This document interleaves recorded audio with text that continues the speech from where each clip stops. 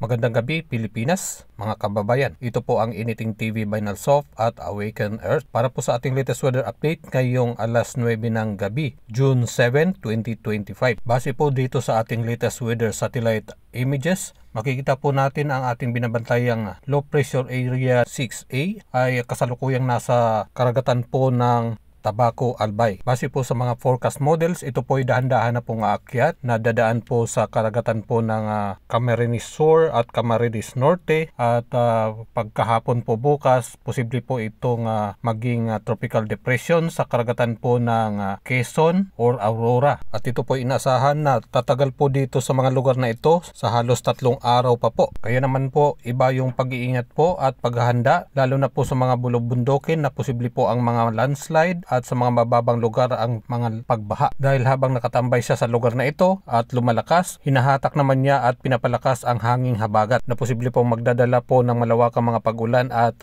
mga pabugso ng hangin. Sa Miyerkules hanggang sa weekend naman ay kasagsagan na po na panglakas ng habagat at may kasamang paghigop po ng tropical depression na siya namang magdudulot po ng malawakang pag-ulan sa buong Visayas, Zamboanga del Norte, Northern Mindanao, Southern Luzon, Central Luzon, lalo na po sa Kamaynilaan. Para po sa mga latest updates, mag-subscribe po sa ating YouTube at mag-follow po sa ating Awaken Earth Facebook page.